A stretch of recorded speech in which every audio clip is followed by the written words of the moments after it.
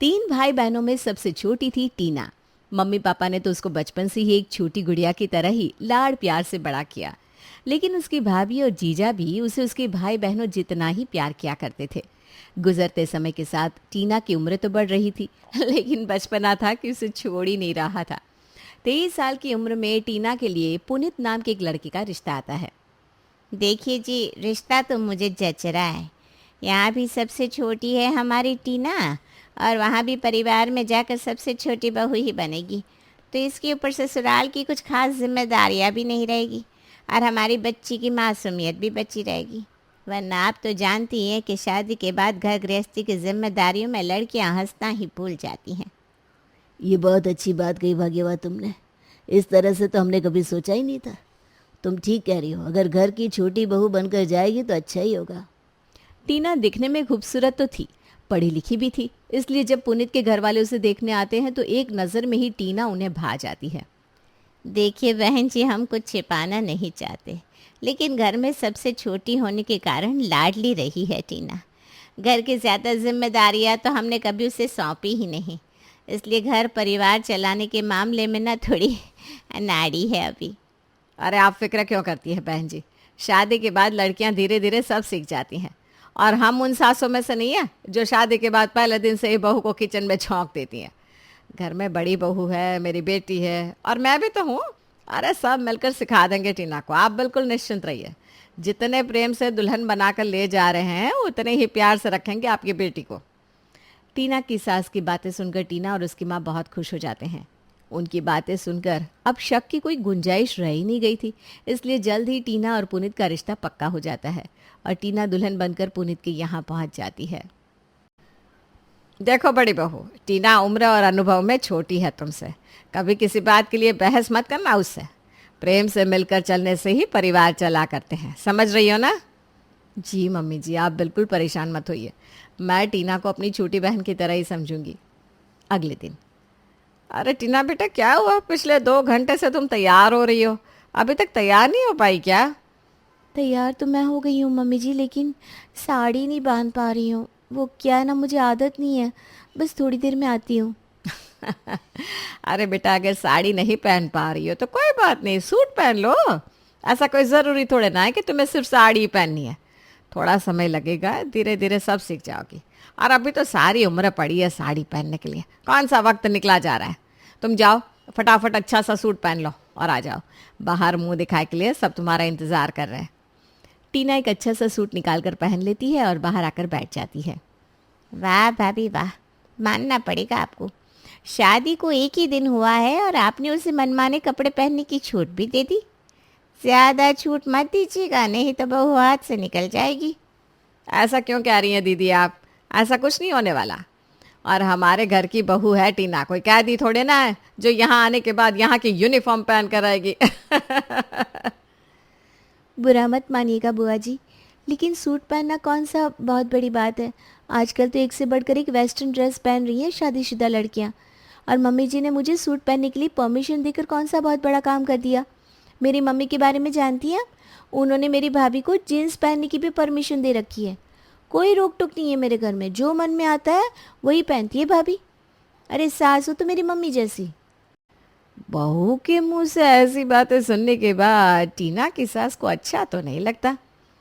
मैंने इसे सूट पहनने की परमिशन दे दी, सोचा तो यही था कि बहू मेरे बारे में कितना अच्छा सोच रही होगी, उसे यही लगेगा कि कितने खुले विचारों वाली सास है। लेकिन ऐसा देखो, मेरा किया तो कुछ है ही नहीं इसके लिए। टीना की सास शीला ने अपनी तरफ से तो इस रिश्ते की शुरुआत अच्छी ही करनी चाहिए थी, लेकिन जाने अनजाने में मन में एक गांठ तो पड़ ही गई थी। कुछ दिन बाद सुबह के 8 बजे, अरे टीना, तुम अभी तक तैयार नहीं हुई? बस 5 मिनट और, तैयार हो ही रही थी। अच्छा तैयार हो जाओ, उसके बाद ये लो तुम्हारा नाश्ता। मैं रूम में ही ले आया। भाभी ने नाश्ता बनाकर तुम्हारे लिए कमरे में ही भिजवा दिया है। एक बात कहूँ तुमसे, तुम बहुत लकी हो जो तुम्हें भाभी जैसी जेठानी मिली है, वरना आमतौर पर ना इन बातों पर घर में झगड़े हो जाया करते हैं। देखा जाए तो रिश्ते में वो तुमसे बड़ी ही हैं, फिर भी वो तुमसे पहले उठती है और नाश्ता बनाकर कमरे में भिजवा देती है। तुम ही बताओ, कोई और जेठानी करेगी क्या ऐसा? मान रही हूँ कि आपकी भाभी अच्छी है, लेकिन अभी आप मेरी भाभी के बारे में नहीं जानते। उनके जैसा ना दूसरा कोई हो ही नहीं सकता। मुझे कभी पानी का एक गिलास तक नहीं उठाने दिया मेरी भाभी ने। पुनीत को टीना का इस तरह अपनी भाभी के साथ बड़ी भाभी का कंपैरिजन करना बिल्कुल अच्छा नहीं लगा। पता नहीं किस मिट्टी से बनी है ये लड़की। कोई इसके साथ कितनी भी अच्छाई कर ले, लेकिन ये सुबह से लेकर शाम तक मायका मायका ही करती रहती है। आज तो इसकी ये बातें माँ और भाभी बर्दाश्त कर रहे हैं, लेकिन कल को मुझे डर है कि इन्हीं बातों के कारण घर में झगड़े होने ना शुरू हो जाए। कुछ दिन बाद, टीना बेटा आज शालिनी आ रही है। वो तुम्हारी शादी के समय मुंह दिखाए में कुछ दिया नहीं था ना उसने, तो तुम्हारे लिए गिफ्ट लेकर आएगी। दोपहर होने तक टीना की ननद शालिनी अपने मायके पहुंच गई थी। टीना बेटा, अगर खाने पीने का काम खत्म हो गया हो तो आ जाओ, शालिनी बुला रही है। सास के बुलाने पर टीना हॉल में आकर बैठ जाती है। ये लो टीना, मेरी तरफ से ये डायमंड के रिंग तुम्हारे लिए, तुम्हारी मुंह दिखाई। पसंद आई कि नहीं? हाँ हाँ ठीक ही है, लेकिन एक बात बताऊँ आपको, मेरी दीदी ने जो वेडिंग गिफ्ट में सेट दिया है ना उसका तो कोई मुकाबला ही नहीं कर सकता। इसके सामने तो क्या डायमंड क्या प्लेटिनम, सब फेल है। टीना बहू, ये क्या बात हुई? शालिनी इतने प्यार से तुम्हारे लिए डायमंड की रिंग लेकर आई हो और तुम हो कि बस अपनी बहन की तारीफों के पुल बांधने में लगी हुई हो। टीना बहू, तुम अपने कमरे में जाओ। टीना के जाने के बाद, अरे भाग्यवान, छोड़ो ना, क्यों बात का बतंगड़ बना रही हो? टीना अभी बच्ची है, लेकिन तुम तो समझदार हो। बातों को आगे बढ़ाने की बजाय उनको ख़त्म करने की आदत डालो। आप तो मुझे ऐसे कह रहे हैं जैसे मैंने ये बात शुरू की हो। मैं पूछती हूँ, आपकी बहू के लाड़ प्यार में कौन सी कमी छोड़ रही हूँ मैं? अपनी तरफ से तो सब कुछ अच्छा ही कर रही हूँ ना उसके साथ। लेकिन आपकी बहू रानी तो दिन भर बस अपने मायके की माला जपती रहती है, सुबह से लेकर शाम हो जाती है। लेकिन मजाल है इस लड़की के मुंह से ससुराल में किसी के बारे में एक अच्छी बात निकल जाए। कभी अपनी माँ की तारीफ करती है, कभी अपनी बहन की, तो कभी भाभी की। अब बिल्कुल ठीक कह रही है मम्मी, ये बात तो मैं भी पिछले कई दिनों से नोट कर रहा हूँ। लेकिन मैं भी बस यही सोचकर चुप था कि अभी नई नई शादी है, कुछ भी कहने का मतलब नहीं, बात कहीं हाथ से ना निकल जाए। आपको पता है, मैं तो बहुत एहसान मानता हूँ भाभी का कि वो टीना के साथ इतनी शांति से पेश आ रही हैं और अपना रिश्ता निभाने की कोशिश कर रही हैं। इतने दिन हो गए हमारी शादी को, लेकिन अभी तक भी भाभी ने टीना के ऊपर घर की कोई जिम्मेदारी नहीं सौंपी। अगर घर में 10 काम होते हैं ना, तो टीना मुश्किल से ही किसी 1 या 2 काम में हाथ लगाती है। बाकी के 8 काम तो अभी भी भाभी अकेले ही कर रही हैं। उसके बाद भी कभी भी भाभी ने टीना या मुझे देखकर मुंह टेढ़ा नहीं किया। वो तो हमेशा ही टीना को अपनी छोटी बहन की तरह प्यार करती हैं और अच्छी तरह से बातचीत करती हैं।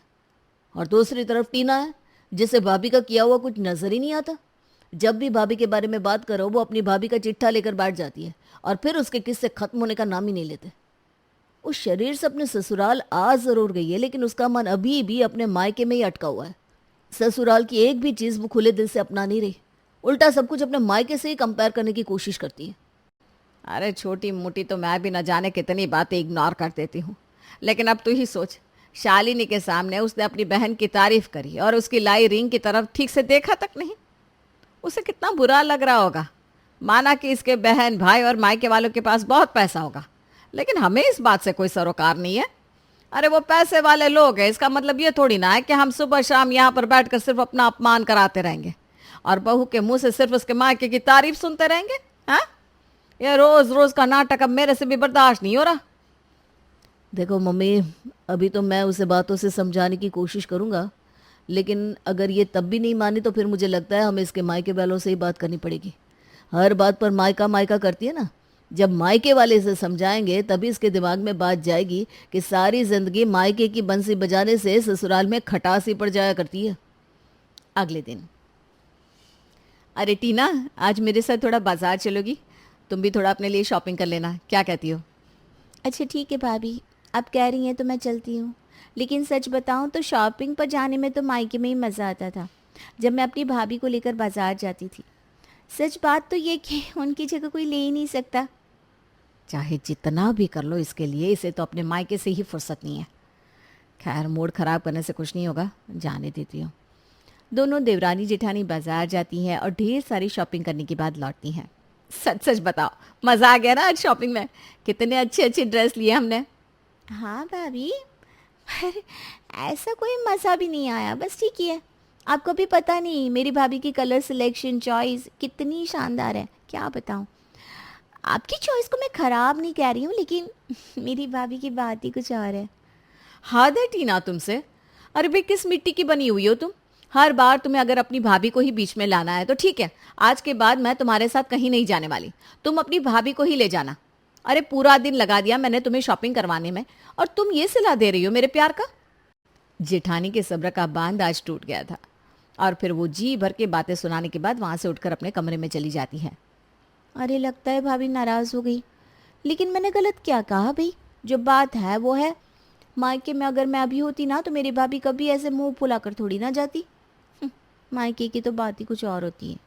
शाम के समय, ये देखो टीना, जीजाजी ने हमारे हनीमून के लिए टिकट्स भेजा है। सच में जीजाजी बहुत सोचते हैं हम लोगों के बारे में। उनके अंदर तो ऐसी कोई बात ही नहीं है जिससे ऐसा महसूस हो कि वो इस घर के बेटे नहीं दामाद है। हम लोग सच में बहुत लकी हैं जो मेरी बहन के लिए जीजाजी जैसा लड़का मिला। अरे हनीमून का टिकट भेज दिया तो इतनी सी बात के लिए इतनी तारीफ कर रहे हो अपने जीजा की? हाँ ठीक है, दिए होंगे उन्होंने टिकट के पैसे, लेकिन तुम्हें पता नहीं मेरे जीजा जी जैसा दूसरा दामाद हो ही नहीं सकता। मैंने तो आज तक ऐसा कोई देखा ही नहीं। इतने हंसमुख मिलनसार, जिसके साथ बात करें ना उसी को अपना बना लेते हैं। और मेरी शादी में देख लो, आगे से आगे बढ़कर सारा काम करवाया उन्होंने। अरे हमारी मम्मी को तो कभी उन्हें कोई स्पेशल ट्रीटमेंट देने की ज़रूरत ही नहीं पड़ती। पता है क्या कहता है, बेटे जैसा नहीं बेटा ही हूँ इस घर का मैं। देखो टीना, अच्छी बात है कि तुम्हारे जीजाजी बहुत अच्छे हैं, लेकिन हर बार अपने मायके की बात बीच में लेकर आना और उन्हें सबसे अच्छा साबित करना ज़रूरी तो नहीं होता ना। जो है सो है, इसमें इतना बुरा मानने वाली क्या बात है? अगले दिन फोन पर, कल आपको हमारे यहाँ डिनर पर आना है पुनीत बेटा। देखो मैं कोई बहाना नहीं सुनूंगी, हो सके तो अपने पूरे परिवार को लेकर आइएगा, हमें अच्छा लगेगा। ठीक है मम्मी जी, मैं समय पर पहुंच जाऊंगा। मम्मी के तो आजकल जोड़ों में दर्द रहने लगा है, इसलिए उन्हें नहीं ला पाऊंगा, लेकिन मैं टाइम पर आ जाऊंगा। अगले दिन पुनीत टीना के मायके पहुंच गया था। वहां पर उसके भाई भाभी के अलावा उसकी बहन अपने पति के साथ आई हुई थी। अरे टीना, तुम ये क्या पहनकर चली आई? दीदी ने जो डायमंड का सेट दिया था वो नहीं पहना तुमने? हैं? कौन सा डायमंड सेट? अरे किसने कहा वो डायमंड था? टीना तूने बताया नहीं क्या कि वो सेट बस आर्टिफिशियल था? मैंने 1000 रुपये का लिया था सदर मार्केट से। क्या बात कर रही हो आप? आपने इसे आर्टिफिशियल सेट गिफ्ट किया और ये मेरी दीदी की दी हुई डायमंड रिंग को आपके सेट से कंपेयर कर रही थी। इतना ही नहीं, इसने कहा कि डायमंड तो फेल है आपके सेट के सामने। मुझे तो ये लगा शायद आपने 2-2.5 लाख का सेट दिया होगा, तभी ये इतनी तारीफ कर रही है। हाँ, लेकिन देखिए, खोदा पहाड़ निकला चूहा वाली बात हो गई। दीदी, बात सेट की कीमत की कतई नहीं है। प्लीज़ आप मेरी बात का बुरा मत मानिएगा, लेकिन किसी की गिफ्ट को ऐसे बुरा कह देना भी तो गलत बात है ना। आपकी बात एकदम सही है पुनीत, इसे ऐसे कंपेयर नहीं करना चाहिए था। तभी टीना की भाभी वहाँ आती है। अरे टीना, अब ये मेहमानों की तरह क्यों बैठी हुई हो? चलो उठो, थोड़ा चाय नाश्ता लगाने में मेरी हेल्प कर दो। अरे भाई पुनीत इस घर में मेहमान है, लेकिन तुम तो इस घर की बेटी हो ना। हाँ भाभी, वो अरे वो क्या, मैं अकेले काम में लगी हुई हूँ। चलो जल्दी से आकर मेरी हेल्प करो। अभी तो 1 महीना भी नहीं हुआ शादी को, इतनी जल्दी से भूल गई क्या? तुझे पता है ना मैं अकेले रसोई में काम नहीं कर पाती हूँ। अब अगर 4 दिन के लिए आई हो तो फटाफट अपनी पुराने रूटीन पर आ जाओ। सुबह उठकर बिना कहे सबके लिए चाय बना दिया करो। मैं किसी के कमरे में चाय नहीं पहुँचाने वाली। हाँ ठीक है ना भाभी। अरे जाने दी इसे, इस बहू की तो आदत ही खराब है, सब पर हुक्म चलाती घूमती है बस। एक ये नालायक बहू आई है और एक मेरे मायके में आई थी। हा क्या संस्कार थे। मेरी भाभी, मेरी माँ और मायके वालों की इतनी इज्जत करती थी कि क्या बताऊँ। अरे मेरी माँ को तो कभी बिस्तर से उठना भी नहीं पड़ा जब से भाभी शादी होकर आई। मेरे लिए इतना कुछ किया कि अभी भी एक एक बात याद आती है। दीदी दीदी कहते जुबान नहीं थकती थी उनकी। और इसे देख लो नालायक को, बस हर समय जुबान से जहर घोलती रहती है। बस माँ जी बस करिए, एक बार फिर से अपना मायका पुराण मत शुरू करिए। भाई थक गए हम लोग तो। मेरे मायके में ऐसा था, मेरे मायके में वैसा था वाली गप्पे सुन सुनकर। अरे कोई कितना सुनेगा। और आपकी शादी को ना पूरे 32 साल हो गए। गजब है माँ जी, 32 साल से आप बस अपने मायके की रट लगाई हुई है। अब बस रहने भी दीजिए, मुझे मुंह खोलने पर मजबूर मत करिए। सब पता है मुझे आपके मायके वाले कितने पानी में है। टीना, ये तुम्हारी भाभी है, कुछ ज़्यादा ही खतरनाक नहीं है ये? और तुम मेरी देवी जैसी शांत सुशील सौम्य सी भाभी की तुलना अपनी भाभी से कर रही थी? अरे कौन जिठानी देवरानी को रोज़ रोज़ पका कर खिलाती है लेकिन फिर भी मेरी भाभी ने किया ना तुम्हारे लिए। और तुम हो जो बस सुबह से लेकर शाम तक मायका मायका करती रहती हो। अरे पुनीत जी, कोई फायदा नहीं है ये सब कहने सुनने का। जब 32 साल में मम्मी जी में कोई सुधार नहीं आया, आपको क्या लगता है शादी के 32 दिन के अंदर आपकी बीवी सुधर जाएगी? अरे सुबह से लेकर शाम तक मम्मी जी मायका मायका करती रहती है। फिर इससे क्या शिकायत करना। भाभी की बात सुनकर पुनीत को समझ में आ गया था कि ये सुबह से शाम मायके की रट लगाना यानी कि एक खानदानी आदत है भाई, जो इतनी आसानी से नहीं छूटने वाली। ये कहानी है खुशबू की, जो अपनी सासू माँ से बेहद परेशान थी, क्योंकि उसकी सासू माँ हमेशा ही उसका नया नया सामान रख लेती थी। जगदीश, ये देखो, ये दुपट्टा कितना सुंदर लग रहा है ना। वो जो मैंने पिछले महीने पिंक कलर का सूट लिया है ना, ये उससे बिल्कुल मैच करेगा। अच्छा ये बताओ, वो जो लाल रंग के दुपट्टे रखे हैं, तुम्हें उनमें से ज़्यादा अच्छा कौन सा लग रहा है? मुझे वो तीसरे नंबर वाला ज़्यादा अच्छा लग रहा है। ओके। खुशबू इस दुकान से खरीदारी करती है और उसके बाद अपने पति के साथ दूसरी दुकान में चली जाती है।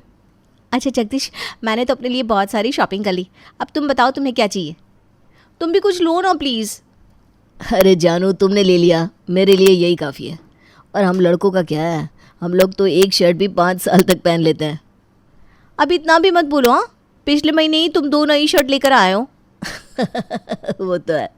अच्छा छोड़ो, फ़िलहाल तो मुझे कुछ नहीं चाहिए। मुझे अगर लेना होगा तो मैं कभी बाद में ले लूँगा। तुम और सामान देख लो, तुम्हें और क्या चाहिए?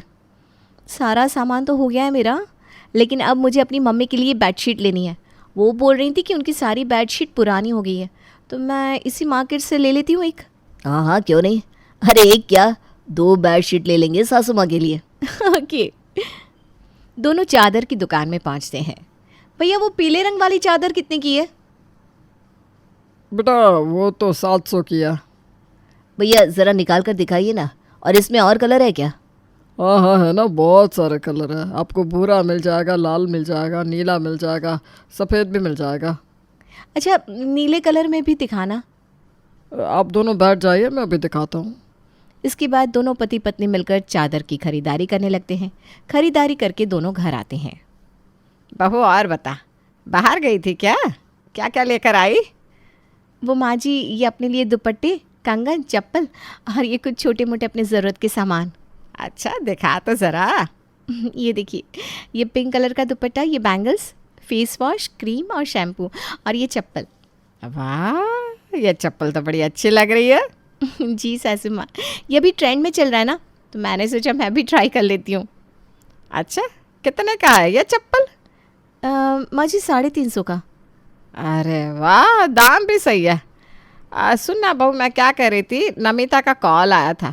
वो बोल रही थी उसकी पुरानी वाली चप्पल टूट गई है, तो मैं सोच रही हूँ उसे ये वाली चप्पल दे दूँ और ये दोनों कंगन ना मुझे दे दे। मैं कल मनीषा के घर पूजा में पहन कर जाऊँगी।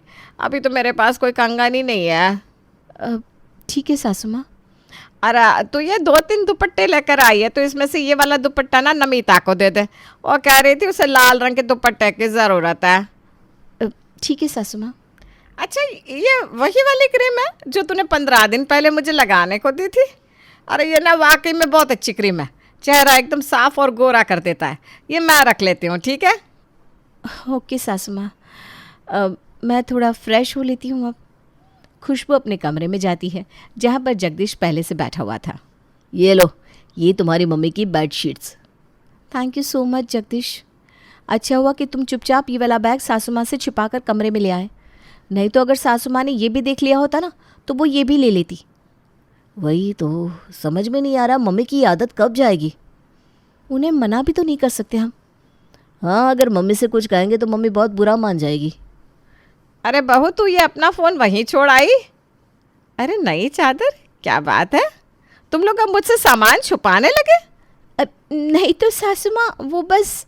अरे मुझे सब पता है, तुम लोग नहीं चाहते कि मैं ये चादरें देखूं, है ना?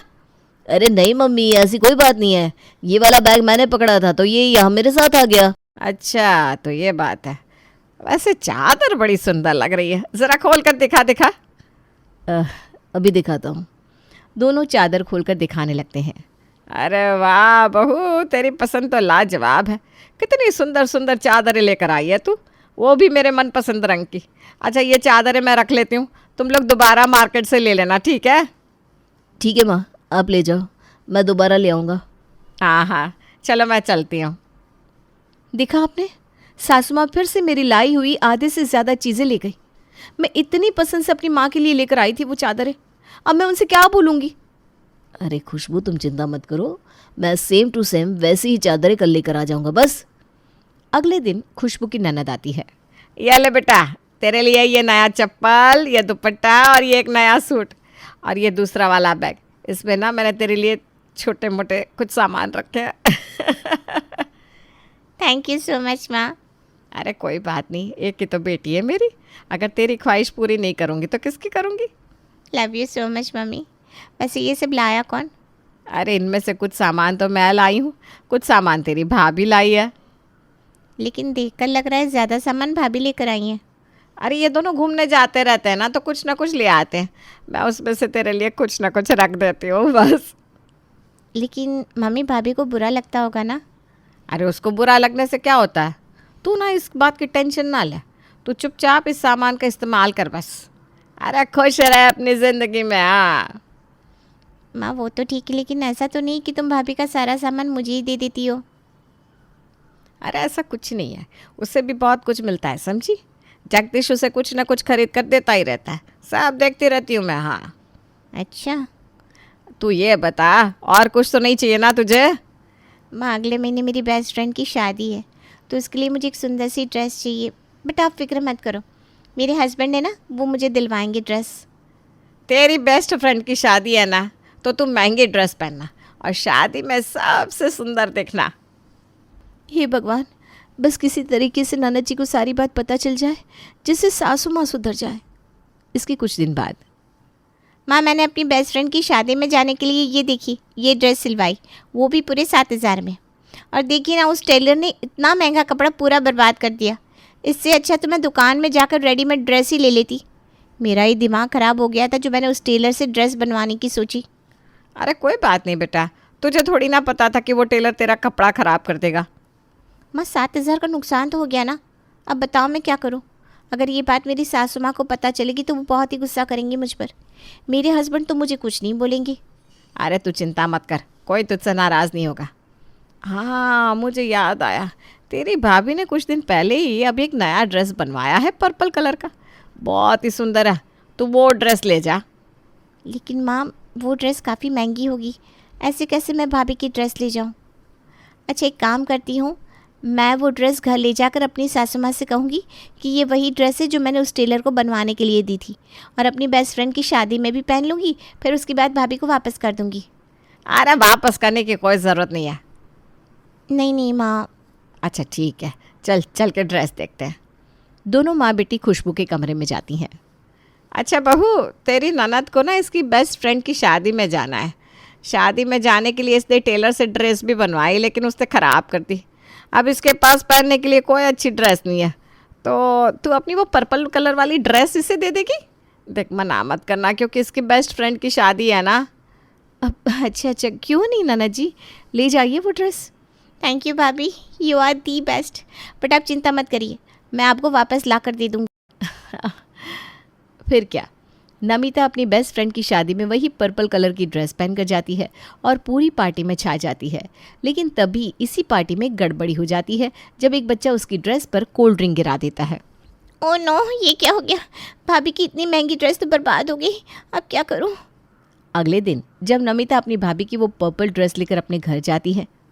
भाभी मुझे माफ़ कर दीजिए, इसमें मेरी कोई गलती नहीं है। पता नहीं वो बच्चा कहाँ से अचानक से मेरे सामने आ गया और मुझसे टकरा गया। अरे कोई बात नहीं, शादी में तो ये सब होता रहता है। खुशबू बुरा नहीं मानेगी, तो चिंता मत कर। हाँ नाना जी, कोई बात नहीं। थैंक यू भाभी, अब बहुत अच्छी हैं। बेचारी खुशबू को अंदर से तो बहुत बुरा लग रहा था, क्योंकि उसने बड़े प्यार से वो पर्पल ड्रेस सिलवाई थी जिसे वो अपने मामा की लड़की की शादी में पहनने वाली थी। आखिर सासू माँ मेरे साथ ऐसा क्यों करती है। मैंने वो ड्रेस कितने मन से बनवाई थी और ये खराब हो गई, और सासू माँ को इस बात से कोई फर्क भी नहीं पड़ता कि मुझे कैसा लग रहा होगा। इसके कुछ दिन बाद खुशबू की मौसी की लड़की और लड़का गांव से खुशबू के घर आते हैं। दोनों लोग गांव से आए हैं, कुछ ना कुछ तो लाए ही होंगे। और कैसे हो बच्चों? जी आंटी, हम सब बढ़िया हैं। और आप ठीक है ना आंटी जी? हाँ बेटा, सब बढ़िया। और गांव से क्या क्या लाए हो अपनी दीदी के लिए? कुछ नहीं आंटी जी, बस वही गांव का सामान, गांव का शुद्ध शहद और घी लाया है। दीदी की सासू माँ तो बड़ी अजीब है। हाँ सच में। लो पानी पी लो दोनों। हाँ दीदी शुक्रिया। अच्छा आंटी ये लीजिए, हमारी माँ ने आपके लिए ये साड़ी भिजवाई है। ये हमारे गांव की फेमस साड़ी है। और दीदी आपके लिए ये सूट और कंगन। सुशीला उन कंगनों को तुरंत आनंद के हाथ से छीन लेती है। अरे वाह, बहुत ही सुंदर कंगन है। ये ना नमिता के पर बहुत अच्छे लगेंगे। अच्छा सुनना बहू, मैं क्या कह रही थी, ये कंगन नमिता को दे दे। तीज व्रत या त्योहार के दिन पहन लिया करेगी बेचारी। आंटी रख लीजिए, आप ही रख लीजिए। दीदी लेकिन ये कंगन हमारी माँ ने खास आपके लिए भिजवाए हैं। उन्होंने बोला था कि ये कंगन सिर्फ आपको ही देने हैं, क्योंकि ये कंगन कोई आम कंगन नहीं है, बल्कि ये कंगन हमारी दादी माँ के हैं, जिसे माँ ने पॉलिश करके आपके लिए भिजवाए हैं। अच्छा हाँ आंटी जी, ये कंगन आप मत लीजिए, ये दीदी को ही दे दीजिए। हाँ आंटी जी। अरे तुम दोनों तो बड़े बदतमीज हो, सीधे मुंह पर मना कर रहे हो। आंटी जी जो बात थी वो बतानी ज़रूरी थी। खुशबू ले, ये कंगन तू ही रख, मुझे नहीं चाहिए। और हाँ बच्चों, ये लो तुम्हारी दी हुई साड़ी, मुझे नहीं चाहिए, शुक्रिया। आंटी जी अब गुस्सा क्यों हो रही है? हाँ आंटी, हमने तो ऐसा कुछ भी नहीं कहा। एक तो तुम दोनों को बोलने की बिल्कुल तमीज़ नहीं है, ऊपर से देखो तो कैसे बोले जा रहे हो। खुशबू, क्या तेरी मौसी ने अपने बच्चों को यही संस्कार दिए? आंटी जी हमें जो बोलना है बोल लीजिए, लेकिन कृपया हमारी माँ को कुछ मत बोलिएगा, क्योंकि उन्होंने हमें बहुत अच्छे संस्कार दिए हैं। उन्होंने हमें सिखाया है कि सच को सच और झूठ को झूठ कहना चाहिए। अच्छा, देख कर तो नहीं लगता कि तुम दोनों को बहुत अच्छे संस्कार मिले हैं। दीदी जीजा जी को कॉल करके कह दीजिए कि हम दोनों का वापसी का टिकट कटवा दे आज का ही। अरे आनंद, गुस्सा मत कर। सॉरी दीदी, हमें लगता है हमारा यहाँ रुकना सही नहीं है। अरे जाओ जाओ, तुम दोनों को रोक ही कौन रहा है। आनंद, पार्वती, तुम दोनों अंदर चलो मेरे साथ। खुशबू अपने दोनों भाई बहन को अपने कमरे में ले जाती है। दीदी यकीन नहीं होता आपकी सासू माँ ऐसी है। हाँ पार्वती, वो ऐसी ही हैं। उनकी पहले से ही आदत है कि घर में जो भी सामान आता है वो अपने पास रख लेती है, और ख़ासकर वो सामान जो मेरे लिए आया हो। लेकिन दीदी ये कितनी गलत बात है ना। उनकी उम्र 55 साल की है और हरकतें एकदम 5 साल की बच्ची जैसी। हाँ दीदी, मैंने आज तक ऐसी सास नहीं देखी। आप कुछ करती क्यों नहीं? अरे मैं क्या कर सकती हूँ पार्वती, तू ही बता। अब क्या इतनी सी बात के लिए इनको अकेला छोड़ दूँ? नहीं छोड़ सकती इनको। अरे दीदी हम इन्हें छोड़ने की बात कहाँ कर रहे हैं। हम तो ये कह रहे हैं कि आपको कुछ तो ऐसा करना चाहिए जिससे इनकी ऐसी बुरी आदत छूट जाए। हाँ दीदी, आपको जल्दी कुछ करना होगा, इससे पहले कि इनकी आदत और भी बेकार हो जाए। पार्वती समझ में नहीं आ रहा, आखिर मैं करूँ तो क्या करूँ। जगदीश जी से कुछ भी बोलो तो वो भी यही कहते हैं, बेचारे वो भी क्या कर सकते हैं। समझ सकता हूँ दीदी, मैं तो बस भोलेनाथ जी से यही प्रार्थना करूँगा कि आपके ससुराल में सब कुछ ठीक हो जाए। वहीं दूसरी ओर खुशबू की सासू माँ गुस्से से आग बबूला हो रही है और अपनी बेटी को कॉल पर न जाने क्या क्या बता रही है। देख ले बेटा, क्या दिन आ गए कि तेरी भाभी के भाई बहन मुझे आकर सुना रहे। एक चीज़ क्या मांग ली तो 50 बातें सुना दी मुझे। ये सब मिला है मुझे। मैं तो तुझसे हमेशा कहती थी ना कि तेरी भाभी एक नंबर की चालू औरत है, लेकिन तू उसे हमेशा अच्छा मानती थी। सच में माँ, आज आपके साथ बहुत गलत हुआ। आप चिंता मत करिए, मैं कल आती हूँ और भाभी को अच्छे से बताती हूँ। अब शाम को ही खुशबू के भाई बहन अपने गांव के लिए निकल जाते हैं। अगला दिन आता है और नमिता घर आती है। भाभी, कल आपकी मौसी का लड़का और लड़की मेरी माँ को क्या कह रहे थे? आप बताइए, क्या ये चीज़ सही है? हाँ ननद जी, मैंने सासू माँ से कई बार माफ़ी मांग ली है। आपसे भी माफ़ी मांगती हूँ, सॉरी। बस भाभी, माफ़ी मांगने से क्या होता है? उन्होंने तो मेरी माँ की बेइज्जती कर दी ना। आज खुशबू की ननद भी उसे बेवजह सुनाने लगती है। थोड़ी देर बाद, भैया आप केक लेकर आए हैं, किसका बर्थडे है आज? अरे तुम्हारी प्यारी भाभी का, और किसका। क्या आज भाभी का बर्थडे है? और नहीं तो क्या, लेकिन तू इतना क्यों चौंक रही है। वो भैया आज ना। नमिता जगदीश को सारी बात बताती है। क्या तूने बेवजह ही अपनी भाभी को ये सब कह दिया, बिना सच को जाने? सच? कौन सा सच भैया? अरे क्या बताऊँ, मम्मी की एक बहुत बुरी आदत है। जब भी खुशबू कुछ ना कुछ सामान अपने लिए लेकर आती है तो मम्मी तुरंत ही वो सारा सामान ले लेती है और अपने पास रख लेती है, या उसमें से कुछ तुझे दे देती है। देख नमिता, इसमें कोई गलत बात नहीं है कि वो सामान रखे और तुझे भी दे। जितना और जो सामान रखना है वो रखे। लेकिन कभी कभी ऐसा होता है, खुशबू को कोई चीज़ बहुत अच्छी लगती है और वो उसे अपने पास रखना चाहती है, लेकिन हमारी माँ वो भी उससे ले लेती है या फिर तुझे दे देती है। सोच, अगर तेरे साथ ऐसा होता तो तुझे कितना बुरा लगता, तू सह पाती? हाँ भैया, ये बात तो आपने सही कही। मुझे नहीं पता था कि मम्मी सारा सामान अपने पास रख लेती है और मुझे भी उसी में से देती है। सोच, तेरी भाभी कितनी अच्छी है कि तेरी मम्मी की ये कमी कभी भी तेरे सामने नहीं आने दी। पता है क्यों? क्योंकि वो नहीं चाहती कि तुम दोनों को बुरा लगे। हाँ भैया, बहुत गड़बड़ हो गई। चलिए उनके कमरे में चलते हैं, मैं भाभी से माफ़ी मांगूंगी। दोनों भाई बहन खुशबू के कमरे में जाते हैं। नमिता अपनी भाभी से माफ़ी मांगती है।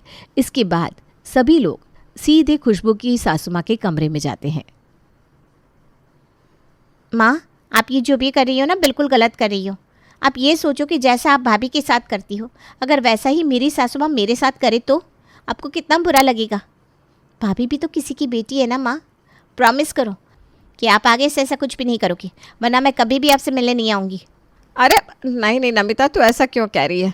मैं वादा करती हूँ आज के बाद से खुशबू के साथ ऐसा कुछ भी नहीं करूँगी। तू सही कहती है, खुशबू भी किसी की बेटी है। मुझे उसके साथ ऐसा नहीं करना चाहिए। मैं भावनाओं में बह गई थी।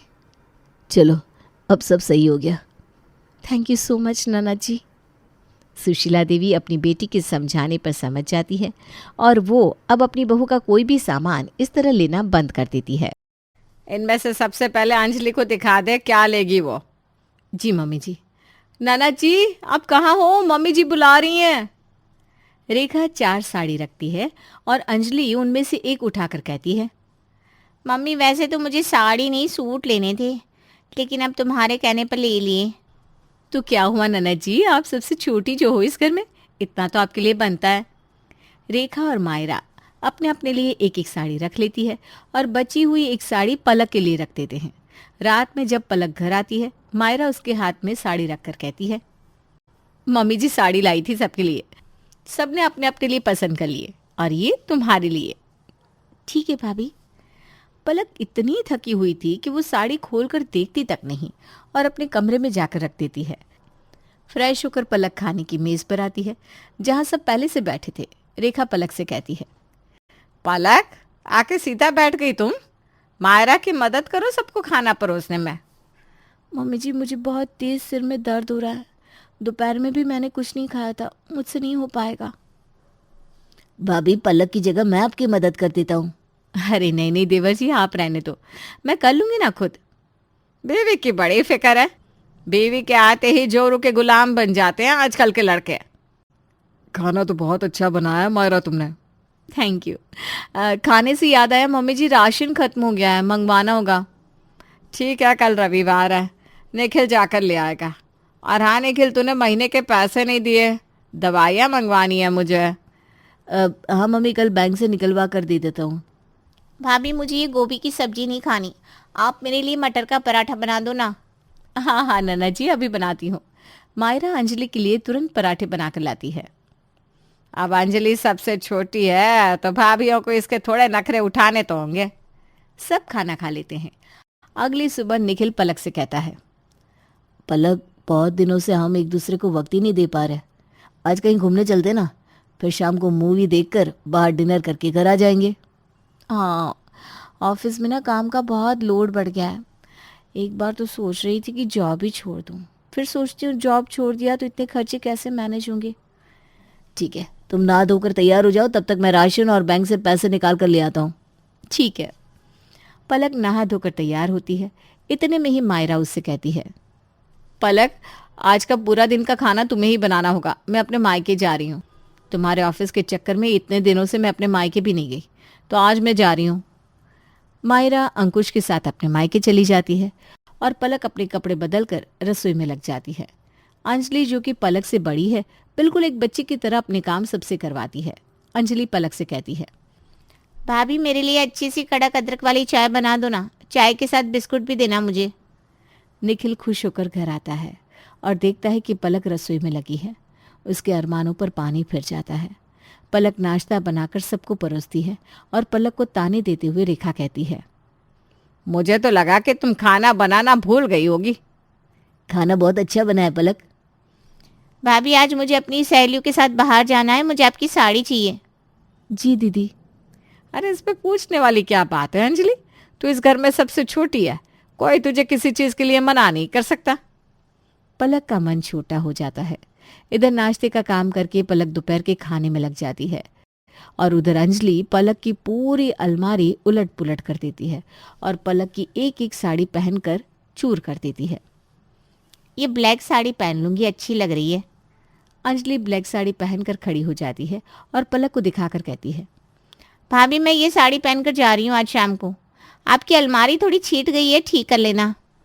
कोई बात नहीं दीदी, कर लूँगी मैं। निखिल को पलक के लिए बहुत बुरा लगता है और शाम को वो पलक के लिए सुंदर सी साड़ी और एक गुलाब का फूल लेकर रसोई में जाता है और अपने घुटनों पर बैठकर गुलाब का फूल और साड़ी पलक को देते हुए कहता है, मैं तुम्हें कुछ नहीं दे पाया पलक, ये एक फूल दूसरे फूल के लिए। ऐसा क्यों कह रहे हो निखिल? कोई बात नहीं, ये सब मैं अपने घर वालों के लिए ही तो कर रही हूँ। तुम्हारी इन्हीं हरकतों से तो मैं प्यार करता हूँ। लाओ ये फूल तुम्हारे बालों में लगा दूँ। निखिल गुलाब पलक के जूड़े में लगा देता है। पलक इतने में ही खुश हो जाती है और खुद को 10 बार निहारती है। फिर वो शाम की चाय और नाश्ता अंजलि और रेखा को देती है।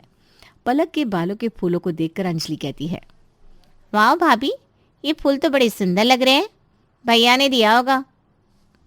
ऐसा तो हो नहीं सकता कि बस फूल ही दिए होगी, और क्या क्या मिला है? हाँ, एक साड़ी भी लाए हैं। बस पलक की इतना कहने की देरी थी और अंजलि पलक के कमरे में जाकर वो साड़ी खोलकर देख लेती है। ये साड़ी तो बहुत सुंदर है, ये तो मेरे पास होनी चाहिए, ना कि भाभी के पास। अंजलि साड़ी अच्छे से पहन लेती है और पलक को जाकर कहती है, भाभी ये फूल मुझे लगाने हैं अपने बालों में, मैं अभी बाहर जा रही हूँ। दीदी ये साड़ी आपने पहन ली? मैंने एक बार खोलकर भी नहीं देखा है। निखिल मेरे लिए इतने शौक से लाए हैं, एक बार मैं पहन लेती फिर आप ले लेना। नहीं नहीं नहीं, मैं आज ही इसे पहनूंगी, वो सब मैं नहीं जानती। अरे बहू पहनने देना इसे, घर में सबसे छोटी है अंजलि, इतना हक तो बनता है इसका। लेकिन मम्मी जी वो निखिल को बुरा लगेगा। ये सब ड्रामे ना रहने दे बहू, तुझे नहीं देने के बहाने चाहिए, मुझे कुछ नहीं पता। अंजलि ने पहन लिए, अब ये साड़ी उसी की हुई। पलक गुलाब निकालकर अंजलि को दे देती है और अंजलि कहती है, देखा भाभी, ये मुझ पर ज़्यादा अच्छा लग रहा है। वैसे भी जो चीज़ जिसकी होती है उसके पास चली ही जाती है। पलक अपने कमरे में जाकर बहुत रोती है। जितना भी कर लो सबके लिए, फिर भी सबको मेरे से प्रॉब्लम ही होती है। निखिल पलक को रोते हुए देख लेता है।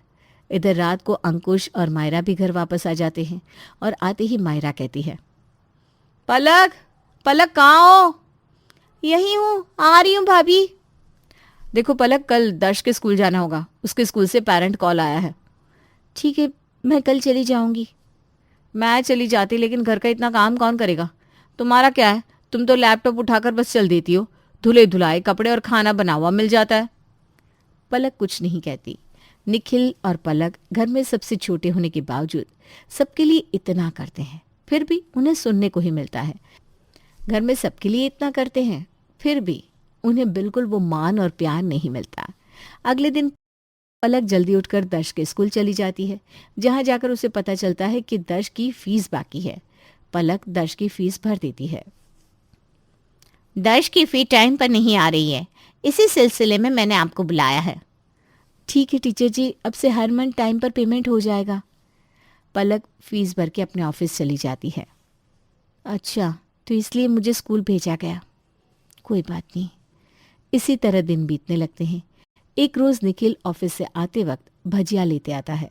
भजिया देखकर अंजलि कहती है, भजिया? भाभी रहने तो, नाश्ता मत बनाओ, भैया इतने सारे अलग अलग भजिया लेकर आए हैं। निखिल ब्रेड पकोड़े निकाल कर अलग रख देता है। अंजलि अलग से रखे ब्रेड पकोड़े खा लेती है। जब निखिल फ्रेश होकर आता है तो देखता है कि ब्रेड पकोड़े तो गायब है। दीदी ब्रेड पकोड़े कहाँ गए? वो तो मैंने खा लिए। अरे ब्रेड पकोड़े तो आपको पसंद भी नहीं है, फिर कैसे खा लिया आपने? वो मैंने पलक के लिए रखे थे। अरे खा लिए तो क्या हो गया, कौन सा पहाड़ टूट पड़ा, इतने तो और पड़े हैं, तू कुछ भी खा ले। मम्मी वो मैंने पलक के लिए रखे थे, वो कुछ और खाती नहीं है ना। अरे नहीं खाएगी तेरी पलक तो क्या हो जाएगा, अंजलि की जगह इसके खुद के बच्चे होते और वो खा लेते तो क्या होता? अंजलि भी तो उसके बच्चे की तरह है ना। मम्मी ये कौन सी बात हुई? शायद आप भूल गई हैं, अंजलि दीदी सबसे छोटी नहीं है इस घर में। मैं और पलक सबसे छोटे हैं।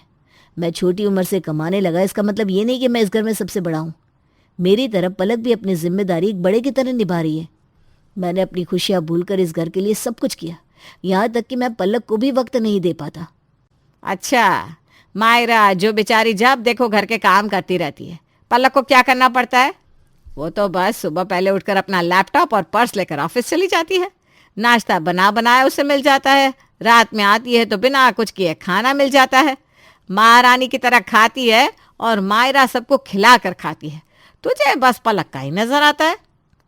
मम्मी पलक कोई खुशी से जॉब नहीं करती है, वो जॉब इसलिए करती है कि घर के खर्चे में मदद कर सके।